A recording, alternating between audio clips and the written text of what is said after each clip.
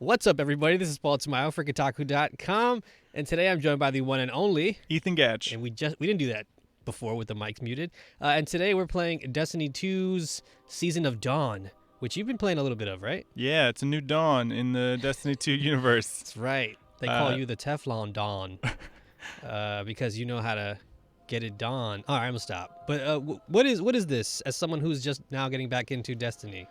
So Destiny is on it's on a seasonal schedule now.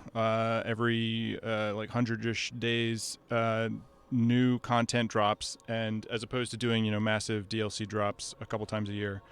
So we just finished Season of Undying, which was the big Shadowkeep update season, and now we're moving on to the game's first post Shadowkeep season with the new season passes and Armor 2.0 and this new sort of way that Bungie's trying to keep the game fresh. Nice. So, as someone, again, like I just mentioned a second ago, I'm just now getting back into Destiny 2 after having just only beaten the base game.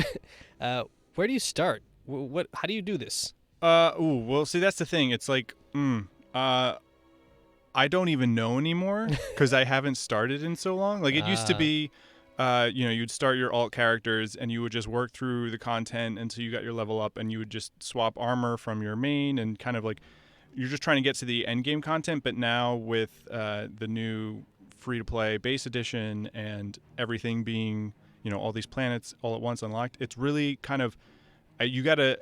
I feel like the way to really steer it is look at the armor that you like. Like, you look at, what are you playing, Warlock, Titan, whatever, and you kind of look at who do I want my character to be in 3 months. What kind of build do I want to have? Interesting. And sort of look at it from a loot perspective, where you're chasing certain armor pieces or certain guns, and then you would decide, okay, well, I'm gonna go through Curse of Osiris stuff, or and that's kind of how you pick the activities, since the new loot that's been introduced to the game has been, over the past 2 years, has been introduced based on particular planets and their activities.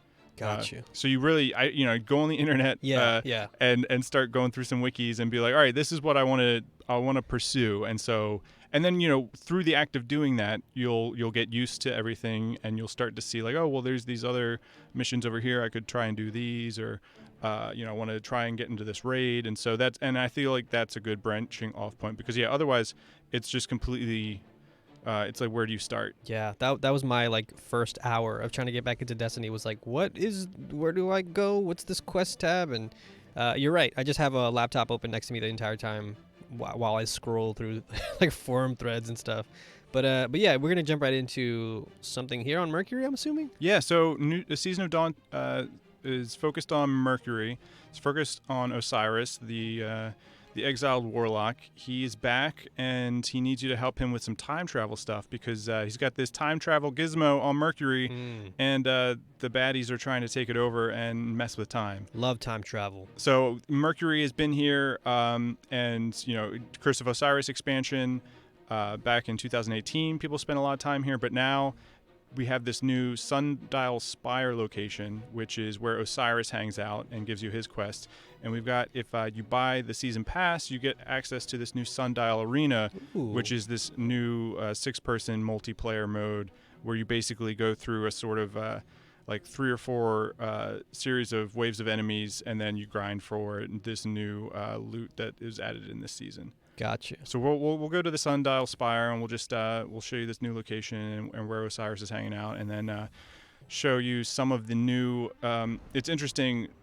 There's an entirely new loot system called obelisks, where you go. There's Osiris has these gadgets hanging out on different planets that are his way of calibrating his time machine and keeping it in check. And so, because all hell's broken loose, you got to go to these different planets and find his obelisks and kind of recalibrate them and level them up in order to, make the sundial work.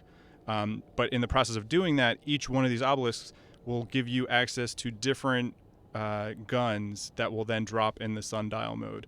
Or alternatively, because if you don't buy the season pass, you don't have access to Sundial, you can just do bounties that the obelisks give you to go get these new weapons. Okay, so you still have access to it. I'm assuming it'll take a longer time to get those things if you don't pay for the season pass? Yeah. So if you're doing the Sundial activity, they kind of just drop, and the idea is that you're chasing random perk rolls. So here actually I was going to my loadout real quick. So this sidearm I've got, if the game ever loads on PS4, is Breachlight. That's one of the new guns, and it's actually kind of cool. I love the look of it. I've got this. I got this Iron Wolf skin on it, but That's cute. or shader. But I really love Vorpal weapon perk. Increased damage against bosses, vehicles, and guardians with their super active.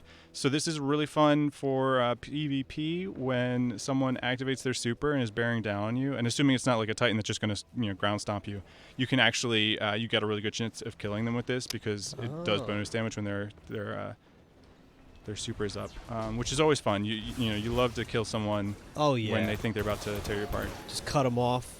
But so this is where Osiris hangs out, and it's just like full of enemies because they're trying to fight over access to the Sundial. And you're just tippy-toeing past them. Excuse me. Yeah, I'm not sure if it's why they decided to include enemies here, just to make it feel like more alive, or it might be part of something later. But also, it actually is kind of helpful if you ever need to just finish the end of one of your bounties. Oh, you got a couple enemies there, you can go kill them real quick. So I've already got the missions queued up, so he doesn't have anything to give me, but this is when the new season starts. You come here, check him out, and he's like, all right, well, we gotta...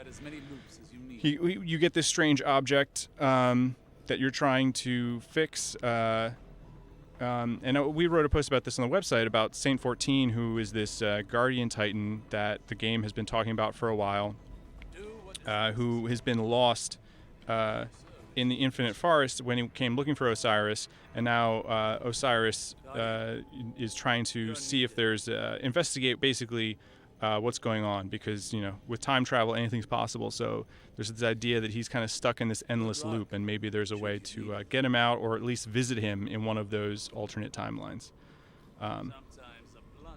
So yeah, this is the new mission area. You actually you can't access it from Mercury. You've got to fast travel to it. But then let me show you one of the obelisks. The first one you can activate, which is on Tangled Shore. And so the big idea here, so one of the things I'm really enjoying about this new season so far, as much as I resent certain aspects of the grind, and maybe I'll be able to get into some of that and sort of the progress resets that have come along with this new season. But one of the things I really like is that it's looking to take you throughout the entire solar system. So whereas Undying Mind was really focused on the moon, understandably, because they just added it, and it was all about doing missions for Eris and the Vex offensive, but the issue was it didn't really give you a reason to revisit any of the old places. You really kind of focused on grinding there, and then if there's a flashpoint on one of the planets, you go to the flashpoint.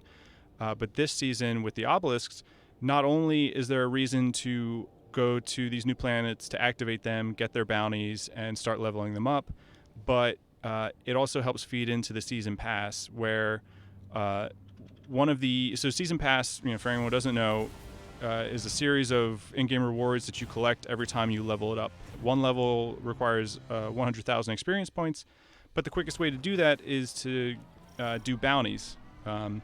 And every planet has its own bounty giver, and they can give you 3 per day. And so before, if you're trying to maximize your grind of the season pass, you're coming to all these planets and doing the bounties real quick, but there was nothing else for you to do on those planets. So it kind of felt like a diversion from doing the Undying Mind stuff. But now, because there's reasons to revisit the Tangled Shore, revisit Mars, it kind of also feeds into like, all right, well, I'm here. I'll go talk to the spider real quick. I'll get his bounties, do some public events, and it feels like a more unified experience in that way. And also just a reason to, one of my things is Bungie spent all this time making all these great locations. I want to keep coming back to them. I don't want to just be focused on 1 or 2 areas for an entire season. Interesting. So this is the obelisk on the Tangled Shore. And again, it's like, Destiny 2 is always finding ways to sort of confuse you, to like make you look at a screen that looks familiar and then be like, wait, what is all this crap? What is going on here? And that, it's extremely overwhelming, but it's kind of simple in theory. you've got this obelisk. You got these polarized fractal lines that you can collect through doing these bounties that it gives you.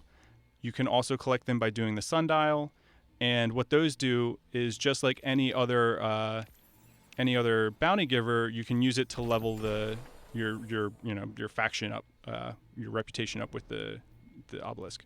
And so not only do you get a time lost engram for that, which is some of the righteous armor is the new armor set for the season, but it can also drop weapons. But in addition to doing that, it helps you expand the bounties that you can get. So these are the time lost weapon frames, and basically what you do is you would take these bounties and then you can collect them to get the new weapons, which is just like Undying, a Season of Undying, where Ikora was giving you bounties for the new weapons, the new Vex weapons. Quick question in chat, actually. Someone's asking, I got the Season 9 pass and I got the exotic bow quest, but when I need to do the strike, I can't access it because I need Season 8? How does that work? Does that make any sense? Oof. The boat? What? It makes almost sense, but there's one small part I'm missing for it to make complete sense. Can you read it again? Yeah. So it's I got the exotic bow quest, but when I need to do the strike, I can't access it because I need Season 8. How does that work? He got Season 9 pass, and he got the exotic bow. That is, you know what? That could be, I don't know. That could be a bug that maybe they'll do a hotfix for, or it might be the kind of thing, if you can't access it, I don't know. I wonder if that's one of the things that we were about to, if like we were about to stream a little while ago and they did like server maintenance. I don't think that might have been something they might have patched, because like they would have. I feel like they would have maybe mentioned it, because their tweet, at least I saw, it was just like, "All right, we're done." Yeah, it said server side, no changes to the game. So I don't know if that meant. I mean, there were some bugs yesterday that people were addressing, but yeah, unfortunately, I don't have an answer for you. All right. Member of the chat. One last quick thing. So in addition to, you get these weapon frame bounties to get the weapons, and you get these bounties to level up the spire. Leveling up the spire, not only does it increase the kinds of weapons that you can get to drop in the Sundial activity, it also, you can use it to get bonuses. So for instance here, Scorn that you kill will drop additional etheric spirals. And so basically it kind of, it's like a way of getting bonuses for farming the area. So it feeds back into, if I'm going to come here and do a couple bounties, do a couple public events, I'm going to get some more stuff for doing that. Cool. So you get rewarded for that grind. Yeah. And so right now I'm currently working on I already activated the one on Mars. There's 2 that are available this week.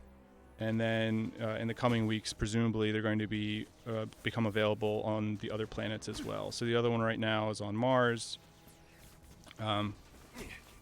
and it's to activate these, they're kind of common missions like go and generate light orbs or kill a certain number of enemies, blah blah blah. And like for instance on Mars, it's great because I don't know if you've done Escalation Protocol in the past, but it was one of the group activities for an earlier season, and it's not really something that you would have necessarily reason to return to now, but you drop into the obelisk and it's already in the area, people are already doing it, or maybe you're doing it, and a lot of the bounties for the obelisk to level it up can be done by just doing Escalation Protocol. So again, it's kind of like, all right, here's a reason to come back and maybe again, if you're jumping in late, you don't have some of the Escalation Protocol gear, so you can kind of get that at the same time.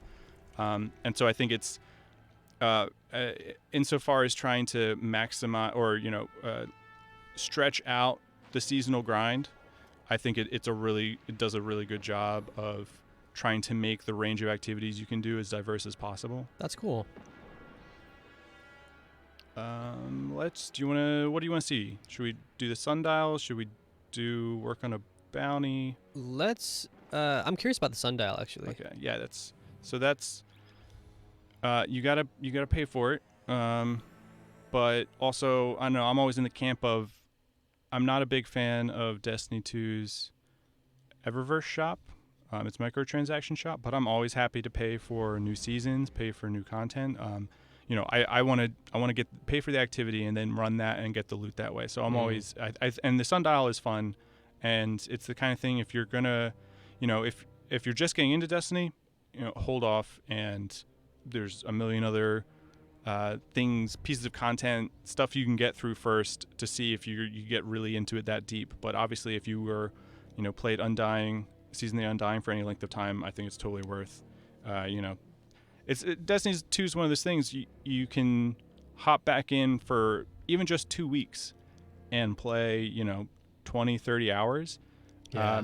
And season pass $10, worth it for that, in my opinion. It's like, the amount of Destiny I might play in the first 2 weeks of a new season dropping is, still more than most other games that I gladly pay for. So Right. Totally worth it. Nice. Yeah, I'm still making my way through all the other DLC that I did not get to. So I have plenty of stuff to get to before I even get anywhere near this. So yeah, don't mind missing it, basically. Any thoughts on the players' voice nominations on the Game Awards? Who was nominated? Who's nominated? Was someone from Destiny 2 nominated? I haven't looked at the full. I'll have to brief myself on the full extent of them before tomorrow night, but I'm not. Was I nominated? I do a lot of huh? What was that noise? I'm waiting to find out who's nominated.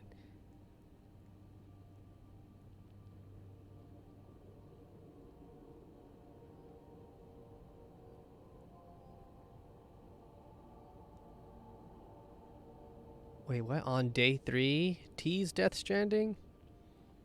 Fire Emblem, Fallen Order, Super Smash Bros. Ultimate.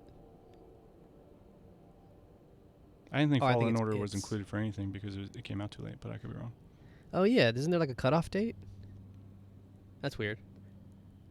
Now, Paul, you've been playing a lot of Destiny 2 on Stadia. Yeah, that's right, actually. It's actually what got me back into into Destiny. In some ways, Stadia, too, actually. But, yeah, it's just been so my brother also has it, and that's how we've sort of gotten we've been playing it. We just started playing it last night. Actually, I've also been playing it with someone else who got a buddy pass off of us, and yeah, it's actually been kind of weird to like be able to play it here at the office. Not that I couldn't before, because we have everything we need here at the office, but just it not being attached to one screen has been kind of cool.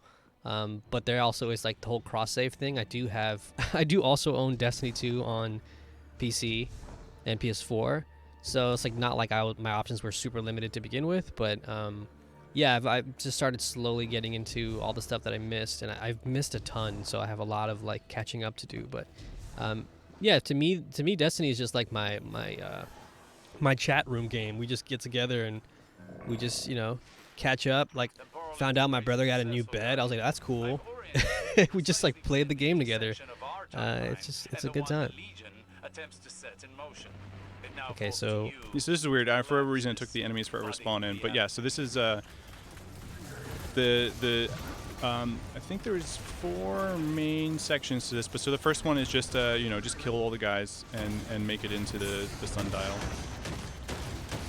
Oh, that's chunky. Sunglasses Cat, by the way, I'm voting for. If I could vote, I would vote for Fire Emblem. Just to answer, I guess, your question. Fire Emblem should win.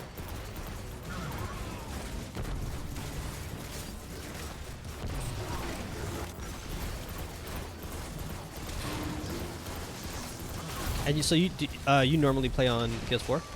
Yeah, but also the nice thing about Stadia and the new, sort of, I forget exactly what Bungie's calling it, but basically cross progression is I can, I was playing over in our at my desk. I was playing on Stadia, doing some stuff, and then here I am playing on PS4, and it's the exact same character, all my stuff loaded right back up. So it's kind of, I used to play actually a lot of remote play on PS4 with the Vita, but now it's kind of like you can use Stadia for that, and especially once Stadia right now I don't necessarily think is the investment, but is a good investment. But once it's free, once like the base version is free, it's like especially if you're for select games that you're like really into, like if the Division 2 or something, like if you've got like the game that is sort of like your second job, I think it's Right. a great addition to that, a great compliment. Yeah, because I mean, you're already basically paying for. Oops. That's not good. You're basically already paying for like PlayStation Plus, and it's like, I guess, paying for another subscription service to Right. be able to play this game that you usually play. It would be nice though if I don't know how they would figure it out, but if we could just do cross play, that'd be sweet. Yeah. But you know, it's nice to want things. So this is the first main section, and they can be in different orders, but this is there's this big platform in the middle there, and you're supposed to stand on there in order to data mine, and we're right now in Mercury's past, fighting the Red Legion. Those guys. And you're just trying to fill it up within the time. And once you get far enough, scions will spawn, and then you gotta go kill them. Like so, yeah, just as the scion commander of yours.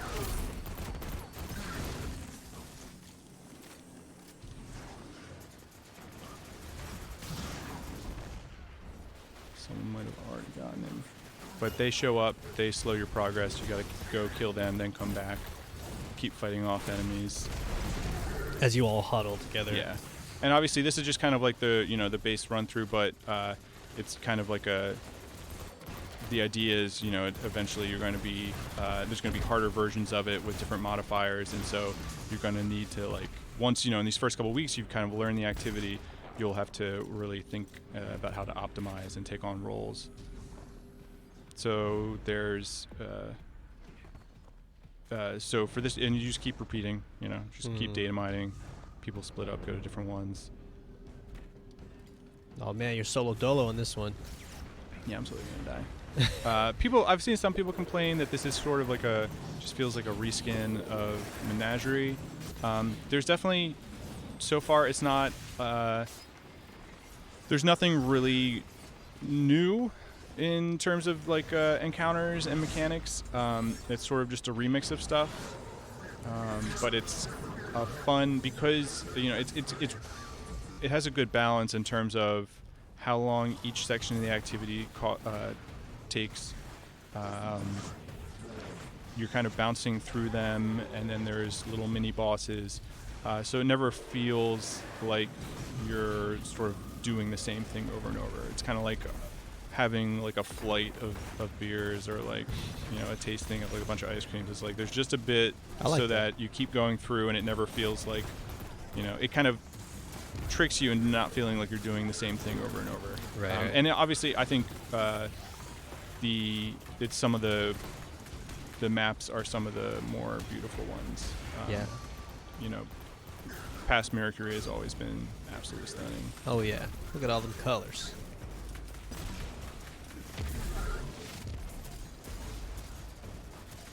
Yeah, this looks cool. I'll play this. I mean, I would play it, but I guess I need the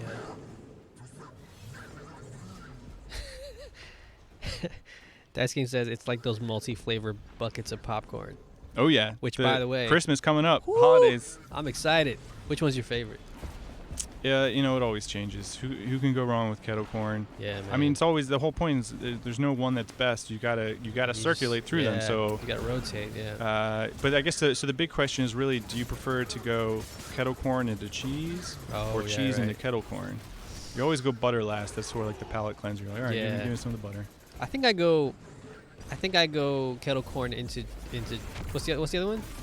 I usually in mine it's like cheese. It's like cheesy. Yeah. Like, I think I go kettle corn and cheese. Justin.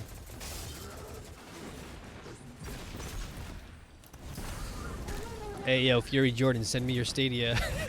I only have like 3 friends on Stadia. Oh yeah, Ethan's one of them. People on Stadia gotta stick together. Yeah, I gave Ethan my buddy pass. Because we still haven't played together yet, so we gotta set up a time. But I feel like get me in with your brother, and yeah, whatever you guys are doing, it's always, that's the thing, and that's the nice thing about like the season pass, since it's all about just grinding through experience, and you want to try and do it before so like here's one of the scions up here, so like you gotta go up and melee attack him. Oh, you gotta punch him. Because otherwise he'll halt your progress down there. What a hater. But that's the nice thing about Season Pass. You can be collecting experience and doing bounties no matter what activity you're involved in. So even if you're hanging out with friends who are doing stuff that you've already kind of done, it's still fun still get and rewarding. Yeah, it, and one of the nice quality of life things that they changed was the gunsmith now. Oh, but this is terrible timing. That was a wasted super. So that was one section done.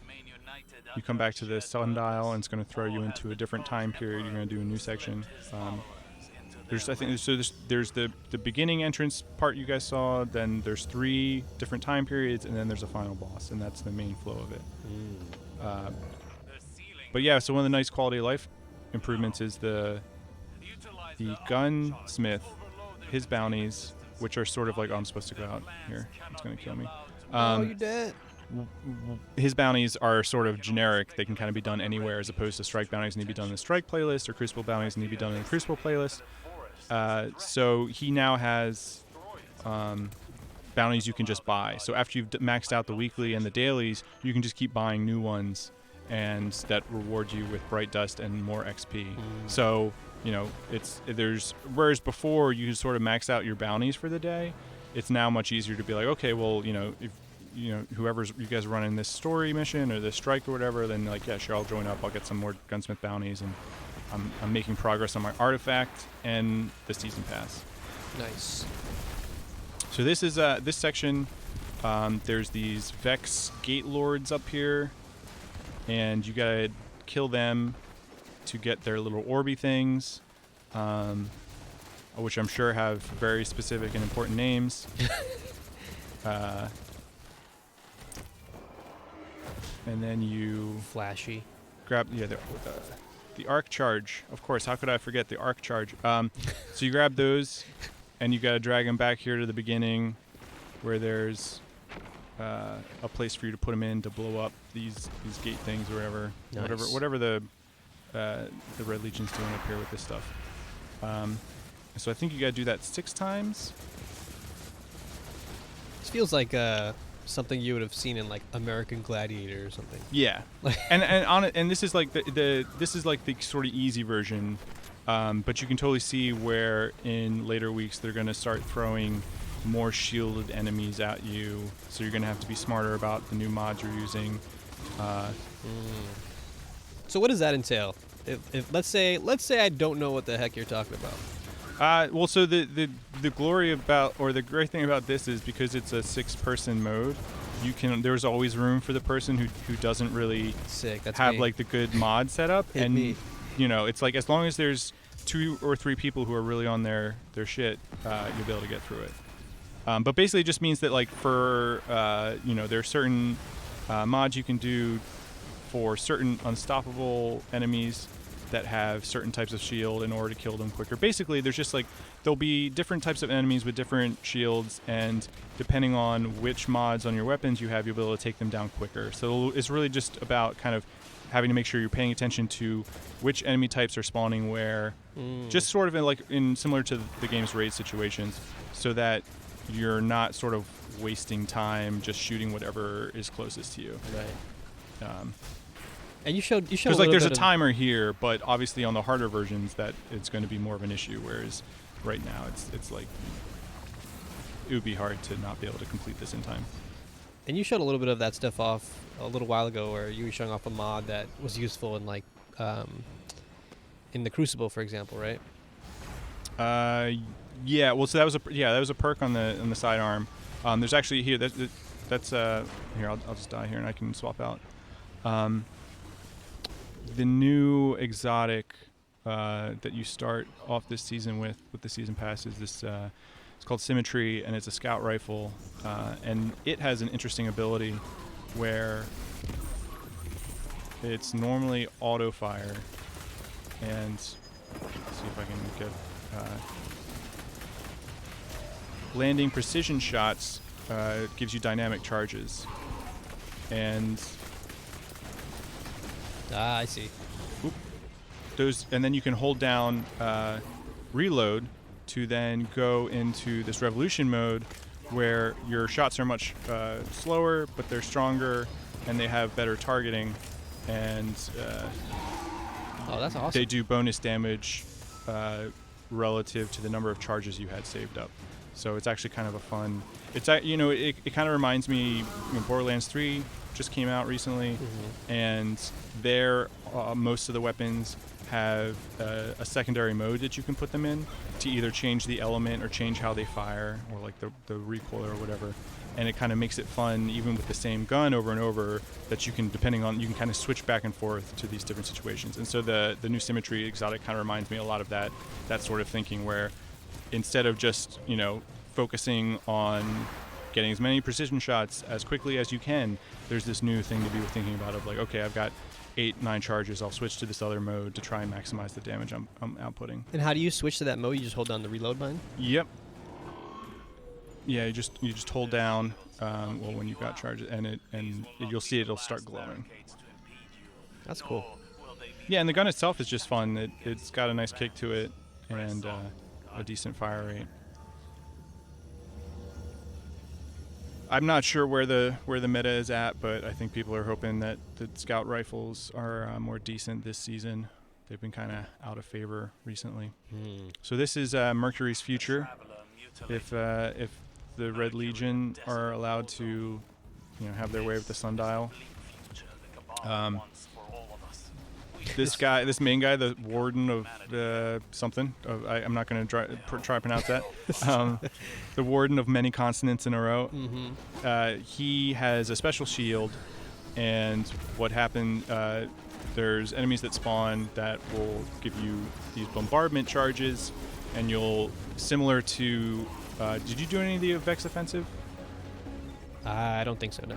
So on Season of Undying, there were the Vex offensive. There were these enemies where you would have to wait for these charges to come out and then throw them in order to bring down a shield before you could start hurting the enemy. And so he's similar in that, where you've got to wait for these enemies to spawn, get their orbs, chuck them at him, his shield comes down, and then you can start doing damage. And it's usually 2 or 3 rounds of that before. Man, he likes you. Yeah, I think everyone's dead, so he's just aggroing me.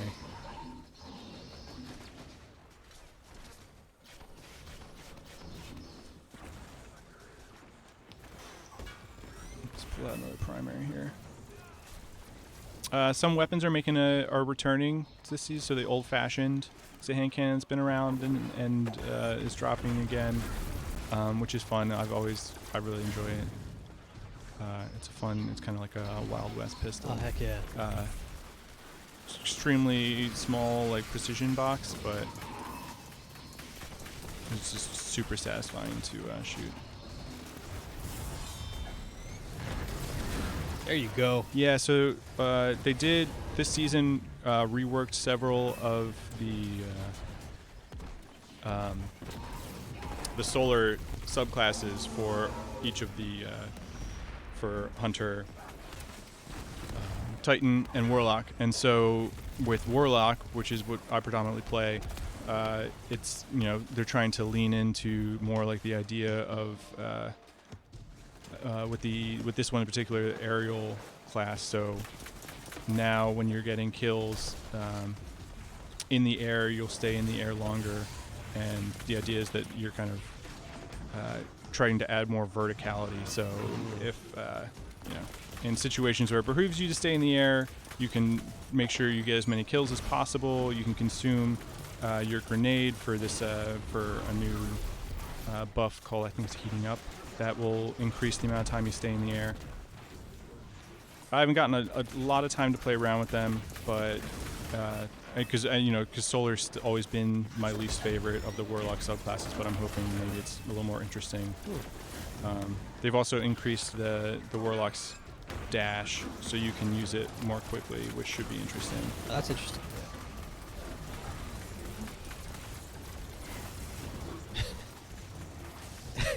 There he goes.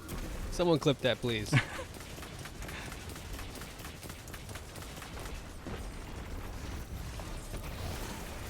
Trying to think. So we've got one more.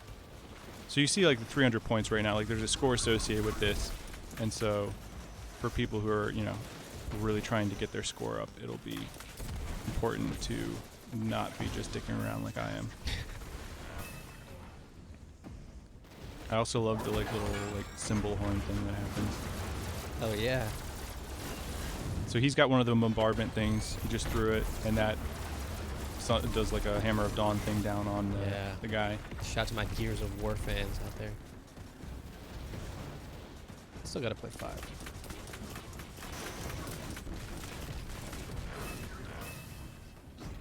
I like that. Yeah, right. Sting, that musical sting. That's gonna be my new text message. So it might look like we already beat the first one, but they sent the second one out because they're like, so we gotta kill him now. Oh, what a good friend. Yeah, and obviously like there's no penalty for dying or respawning. It's like a 6-second or something respawn. So yeah, it's light. Uh-oh.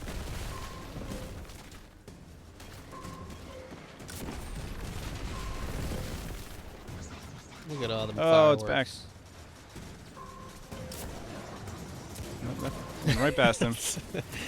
You almost had him.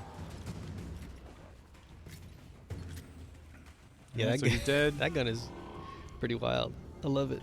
It's all rusty too. Destruction, brutality, annihilation. Do they realize this timeline may lead to pure nothingness? Gallus does, I'm sure. This Osiris's voice sounds so familiar. Yeah, I forget it. I think it's. Oh.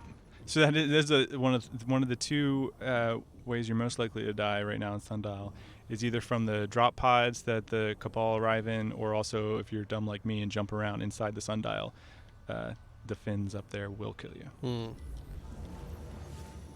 Doing a quick Google search. Oh, it is the guy from. Okay, so it is the dude from the Mummy. Oh right, yeah. Yeah, so I was like, it sounds like the dude from the Mummy.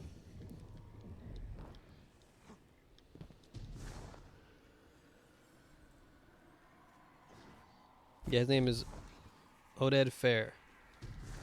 Shout out to you, man. You got a cool voice.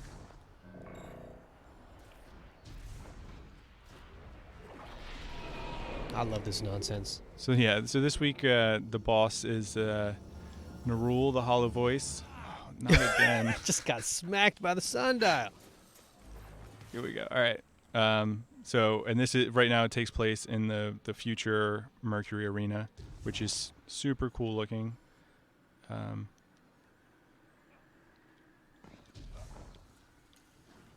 have seen a far future with a scion at its center. It is a bleak. And then obviously, Do you know old what Destiny Amon heads says? will remember this boss music from the first Ask the game. Emperor about his Um, nightmare realm. It's kind of it's a real treat to hear it again, and also to be fighting a scion, who they were also very big in the first game. It was the Clovis Bray strike or wherever, but many a night shotgun dancing with those guys. I played all of Destiny 1 and I don't remember anything about Destiny 1. That's bad. I should probably have more like. No, I don't. I don't No? really think it's. It was, it's That's in a long time ago. It's in the moment. I always get honestly Destiny 2 and Destiny 1 confused. People, I'm like, oh yeah, that thing from 5 years ago? from Destiny 2, and they're like, no, that was Destiny 1. I'm like, wow. Okay. Oh yeah. So with this boss fight, you just lay into the dude down here. He's the one you want to focus on, right? Yeah. Eventually he'll have a shield come up.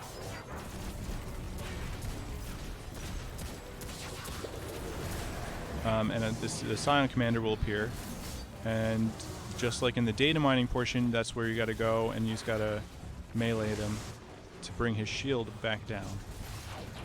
And there's probably one up there, and then you can start hurting him again.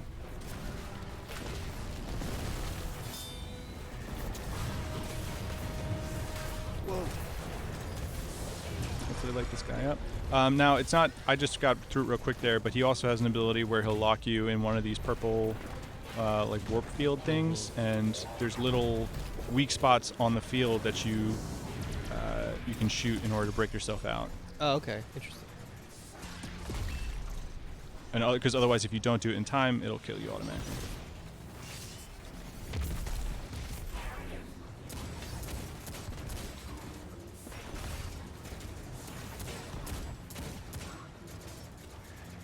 Quick shout out to the YouTube channel. My name is Bife.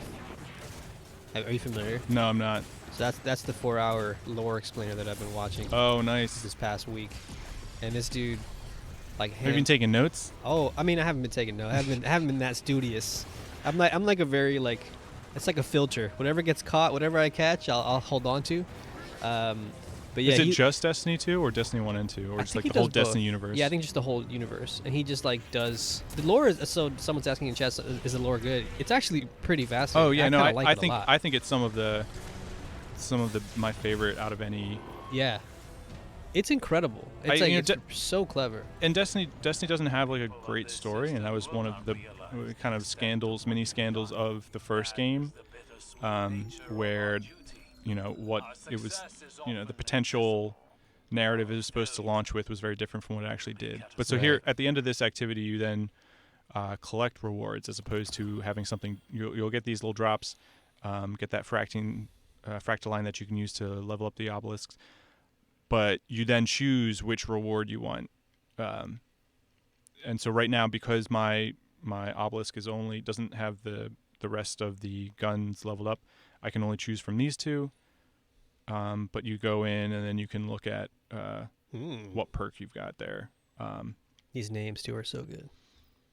Yeah, and obviously right now the idea is that the more you level up your obelisk, the better versions of these guns will drop with perks and stuff. And then different obelisks throughout the system will have different guns associated with them, and you can only have one, I think, connected to the sundial at any time. So if you're trying to get the god roll on a particular weapon, you'll go to that obelisk, make sure it's linked to the sundial, and then you'll run the sundial a bunch of times in order to get it. Nice. All right, cool. You think we have time for one more brief thing, or how you feeling? Yeah, let's. I'm trying to think what else we got here. How brief is brief? Hey, 15, 20 minutes. All right. Yeah. All right. Well, so we'll just do. Trying to think what would be interesting.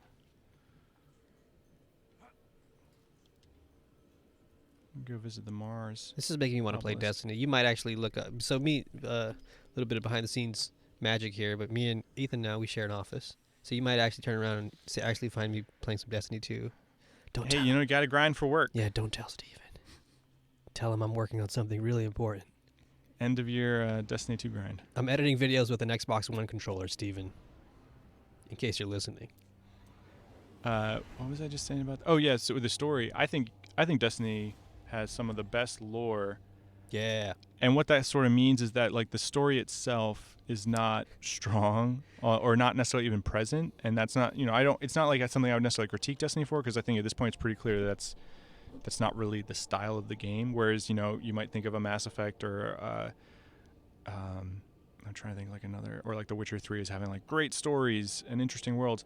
The thing I actually really love about Destiny is that it just gives you, it's like flavor text. Oh yeah. So it's like when you look at a really cool magic card, or like you're flipping through a D&D book, like monster book or something, and just kind of like you can have a picture, like some great concept art, a really interesting lore paragraph, and then all those sort of ideas and like what that makes you think about and how that makes you envision the world in your own head, sort of takes on a life of its own.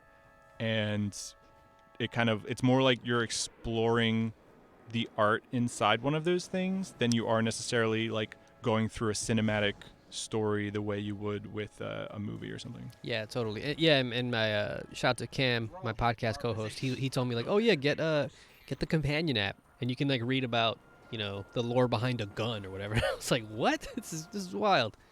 But yeah, again, shout out to My Name is Bife, who like hams it up, and it basically goes through all the lore like as if it was like ancient aliens or something. It's so good.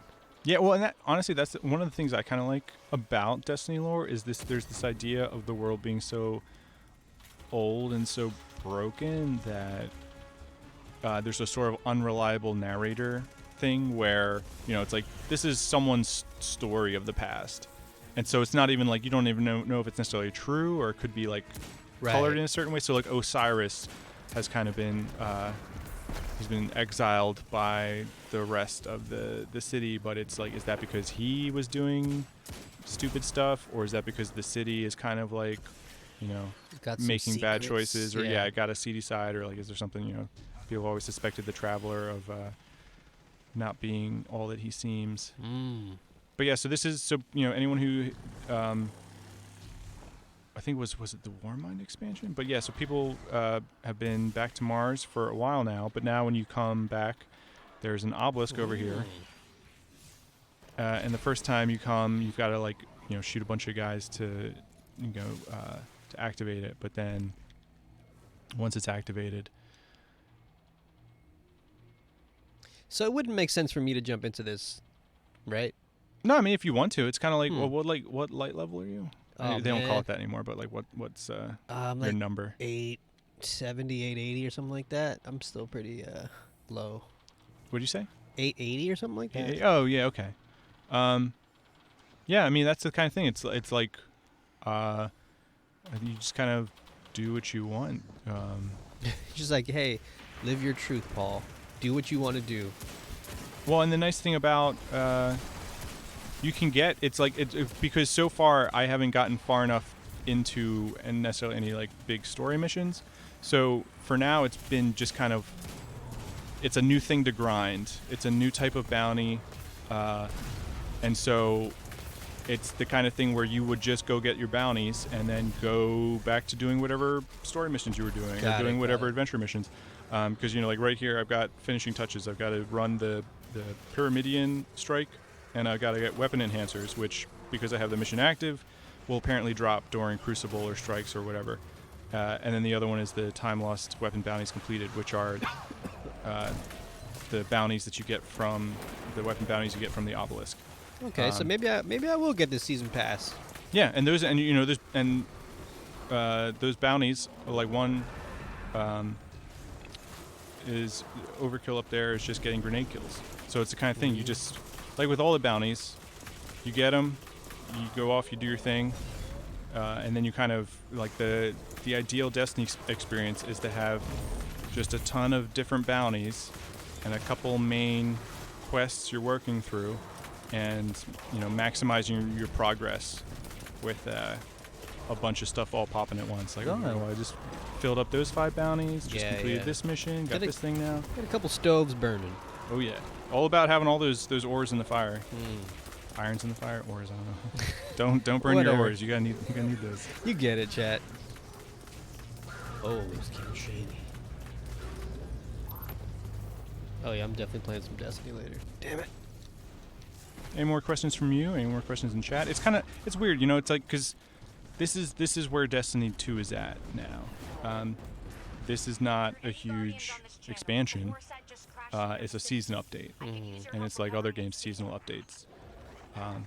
It's just like I think for what it is, it's pretty great so far, and I'm really enjoying it. And it's the kind of thing, like I said, Destiny diehards are going to be probably playing a ton. Sure. But I think for everyone else, it's just a nice reason to dip back into the game for a couple weeks, and then maybe towards the end of the season, once the more stuff is rolled out, and you want to get a certain gun or piece of armor before the season's up, you roll back through some of the stuff. And it's kind of like that's kind of enough. It's like when a new Fortnite season pops. Right. You're not like, oh, I can't wait to play 100 hours of Fortnite now. Or Some people are, but like more, it's just like, oh, it's a fun reason to get back and do the shooting in this game, which I love. Right. Which That's is like what Destiny is. 100% why you come to Destiny. Oh gosh, before we go, I forgot I got to show one last thing. Go for it. We got some time. Oh man, Dice Game's asking, Beyond is Destiny 2 or Master Chief Collection on PC? Well, that's like buy Destiny 2 from scratch, Because that's, Yeah, I guess. Master Chief Collection on, well, I don't think you can buy it on Steam right now. I think you can get Reach, which is part of it, which is only $10. I'm So hands down, Reach. that Reach is $10 on Steam. There's That's no the right reason answer. not to do that. Yeah, that's the answer. Get Reach, which I still have to do actually. I never And played Reach. I've been playing Reach multiplayer, and it's just, again, it's like for $10, it's That's just kind of wild. unbelievable to like be getting back into, like, they could put multiplayer on PC for GoldenEye, Oh God. and I'd be back. Oh hell but yeah. but so with Halo Reach, it's just great. Everything's really crisp. The graphics are all touched up, and just like seeing it in 60 FPS is just great. Has Now, it- I don't play with keyboard, so like Yeah. doesn't. I'm not any better or worse, but like it's just fun to be able to like get that old school feel again. I wonder if anyone. Yeah, I wonder if anyone's made. Correct me if I'm wrong. Has anybody made like a sort of GoldenEye style polygonal shooter like in recent years? Oh yeah, a multiplayer. Yeah, don't, like a multiplayer I don't joint. know. I know there's been a lot of classic shooters, like I think Dusk. Yeah, And like a couple of those have come out, and obviously I don't. Please don't make fun of me for calling Reach, which only came out 10 years ago, old school. But Retro. but for how far, for the decade in shooters. I mean, look what you're looking at right now. Come on. So I was going to show, we're on Mercury right now. Some stuff may be happening at the other end of Mercury. Wouldn't it be great if I could pull out my Sparrow? Oh wait, now you can. Oh. You can do that now. Finally, Hell yeah. they added that in. I'm not sure what was holding it back, but now you can zoom through this place. They just hit export as, you know. Yeah, they did I it. think that's how game development works. That's how it I works. think it's like yeah, super yeah. easy. File, export as, and they did it. But so that's just kind of nice. And also, in addition, so Osiris is here, the Sundial is here, but obviously it's a flashpoint for this weekend. So if you want to get your powerful engram drop, you'll come and do missions here, but also talk to Brother Vance, get your bounties, and it kind of just helps Mercury feel like more of a full-fledged location. That's cool. It's never been super big, but it's also not super small. Titan is pretty small, so you can't pull out your Sparrow in Titan because it's not really that kind of place. But it's kind of, I don't know. When Curse of Osiris came out, I didn't really get into it. Mercury didn't really win me over, but now I'm like really, it's just fun to be here, just like chilling. And there's obviously more people hanging out here now because of the new stuff. That's awesome. It just looks beautiful. Yeah, it does look real pretty. I can't lie. Look at that sun. Come on. Look at that sunset or sunrise, whatever the heck it is. All right, cool. I think that might be a good place to end it for today. Thanks again for showing this off because I've also genuinely been curious about this because I was going to sit on this regardless. But yeah, thanks for showing this off today. Appreciate it, Yeah, man. no problem. Thanks for having me on. Yeah. Hope people check it out, enjoy it. Never bad. The holidays for me are a time to be at home and play Destiny. Hell yeah, with some hot chocolate. Yeah, hot chocolate, eggnog, Oh my god. whatever your poison is. In my jammy jams. I can't wait. But Hang out with your pals, catch up with some old friends. Yeah. oh yeah, good times. But thank you, chat, for joining us. Really appreciate it, and we'll see you around. Peace. Yep. Have a great one, everyone.